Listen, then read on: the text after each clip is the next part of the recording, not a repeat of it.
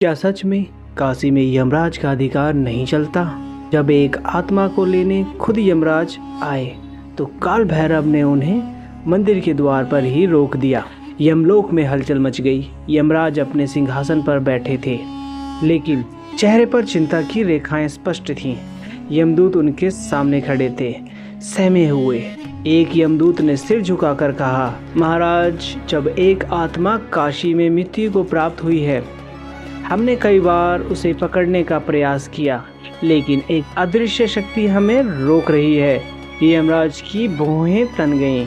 उन्होंने कठोर स्वर में पूछा, कैसी शक्ति? यमदूत कांपते हुए बोले, काल भैरव। यमराज ने क्रोध में अपना दंड उठाया, जिससे पूरा यमलोक थरथरा उठा। उन्होंने गरजते हुए कहा, काशी हो या कोई और स्थान, मृत्यु पर मेरा अधिकार है। अगर कोई मेरे कार्य में बाधा डालने की कोशिश करेगा तो उसे दंड भुगतना होगा। यमराज ने स्वयं धरती पर जाने का निश्चय किया। उनके विशाल रथ के पहिए गरजते हुए घूमे और वे अपने यमदूतों के साथ काशी की ओर प्रस्थान कर गए। एक वृद्ध संत ने शिष्यों से कहा, यमराज यहाँ क्यों आए हैं? क्या कोई अनहोनी होने वाली है? काशी के बीचों बीच स्थित काल भैरव मंदिर में घंटियों की आवाज़ अचानक तेज हो गई। मंदिर के द्वार अपने आप खुल जाते थे और गर्जना के साथ काल भैरव प्रकट हुए। उनकी आंखों में भयंकर ज्वाला जल रही थी। वे सिंहासन पर बैठे, लेकिन उनका क्रोध सातवें आसमान पर था। उन्होंने अपनी तलवार उठाई और गरजते हुए कहा, काशी में मृत्यु का अधिकार केवल शिव का है।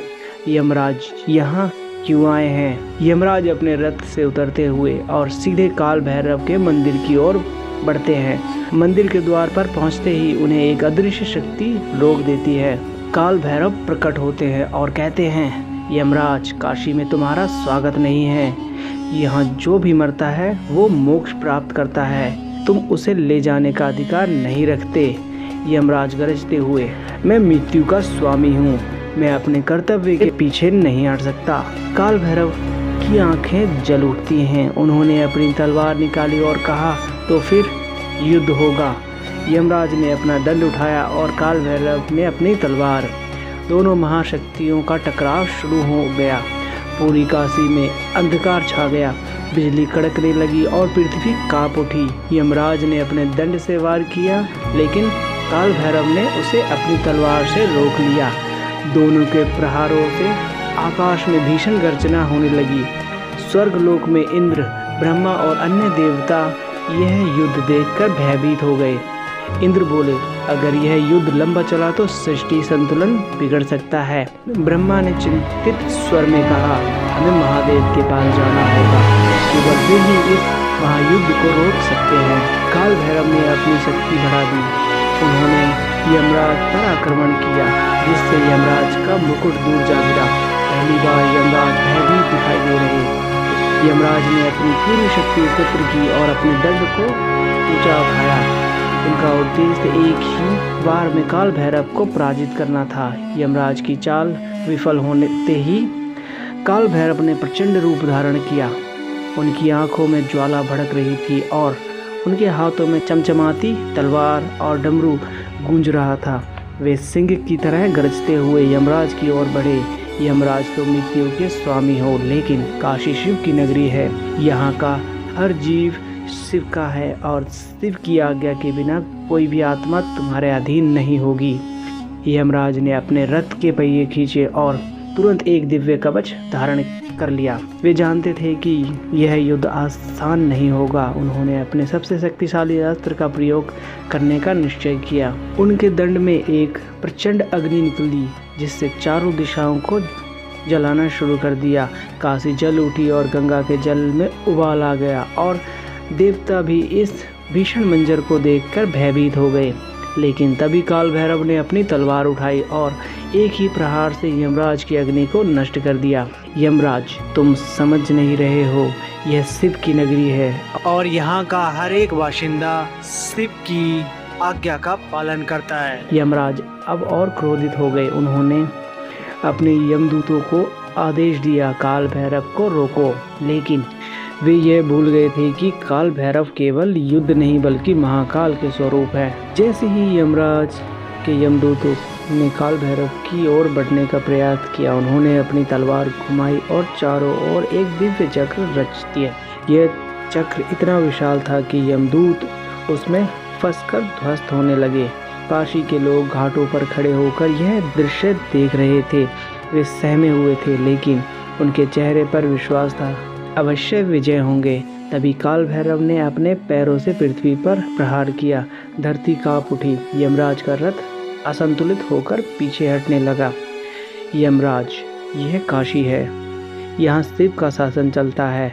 अगर तुम्हें आगे बढ़ने का प्रयास किया तो यह तांडव पूरे यमलोक को हिला देगा। यमराज पहली बार विचलित हुए। वे जानते थे कि काल भैरव को पराजित करना असंभव है, लेकिन वे हार मानने के लिए नहीं आए थे। स्वर्गलोक में देवताओं की सभा लगी थी। इंद्र, विष्णु, ब्रह्मा और अन्य सभी देवता इस युद्ध को देख रहे थे। इंद्र चिंतित होकर बोले, अगर यह युद्ध कुछ और देर चला तो सृष्टि का संतुलन बिगड़ जाएगा। यमलोक का अस्तित्व खतरे में पड़ सकता है। ब्रह्मा जी गंभीर स्वर में बोले, तुरंत महादेव के पास जाना होगा। केवल वे ही इस युद्ध को रोक सकते हैं। यमराज को एहसास हो चुका था कि वे सीधे युद्ध में काल भैरव को पराजित नहीं कर सकते, इसलिए उन्होंने एक नई चाल चली। उन्होंने गुप्त रूप से यमदूतों को आदेश दिया कि वे काशी के नागरिकों को भ्रमित करें और उन्हें काल भैरव के खिलाफ भड़काएं। यमदूतों ने रातों रात काशी में अफवाहें फैलानी शुरू कर दी। काल भैरव के कारण काशी में संकट आ गया है। अगर यह युद्ध नहीं रुका तो पूरी नगरी नष्ट हो जाएगी। धीरे धीरे कुछ लोग काल भैरव के पास जाकर प्रार्थना करने लगे, यह युद्ध रोक दीजिए, हमें भय लग रहा है। लेकिन काल भैरव मुस्कुराए और बोले, डरो मत, यह युद्ध सत्य और असत्य का है। सत्य हमेशा विजय होगा। काशी के कुछ ऋषि मुनि इस युद्ध को रोकने के लिए आगे आए। उन्होंने गंगा तट पर यज्ञ करना शुरू कर दिया और शिव का आह्वान किया, हे महादेव, आप ही इस सृष्टि के पालन करता है, कृपया इस विनाश को रोकें। यज्ञ की अग्नि धधक रही थी और आकाश में एक रहस्यमय प्रकाश प्रकट हुआ। जैसे ही यज्ञ की अग्नि प्रज्वलित हुई, कैलाश पर्वत खिल उठा। महादेव स्वयं प्रकट हुए। उनका दिव्य स्वर काशी में गूंज उठा, यमराज, तुम अभी भी अपने अहंकार में हो। काशी मेरी नगरी है। यहाँ जो भी प्राण त्यागेगा वह मेरे संरक्षण में रहता है। यमराज ने अपने हथियार नीचे कर दिए। वे झुक गए और बोले, महादेव, आपकी आज्ञा सर्वोपरि है। मैं यह युद्ध समाप्त करता हूँ। काल भैरव ने तलवार वापस म्यान में रखी और गर्जना करते हुए बोले, काशी में मृत्यु का अर्थ मोक्ष है और मोक्ष केवल शिव की कृपा से है। जैसे ही युद्ध समाप्त हुआ, काशी में भव्य उत्सव मनाया गया। लोग खुशी से झूम उठे। घाटों पर दीप जलाए गए और भैरव अष्टमी के रूप में इस दिन को पवित्र माना गया। जिस आत्मा को यमराज पकड़ने आए थे वह शिव के आशीर्वाद से मोक्ष प्राप्त कर चुकी थी। अगर आपको इस कथा से थोड़ा सा भी कुछ सीखने को मिला है तो वीडियो को एक लाइक ज़रूर करें एंड चैनल में आपका स्वागत है। अगर आपको हमारे वीडियो पसंद आते हैं तो कृपया चैनल को सब्सक्राइब करें और वीडियो को लाइक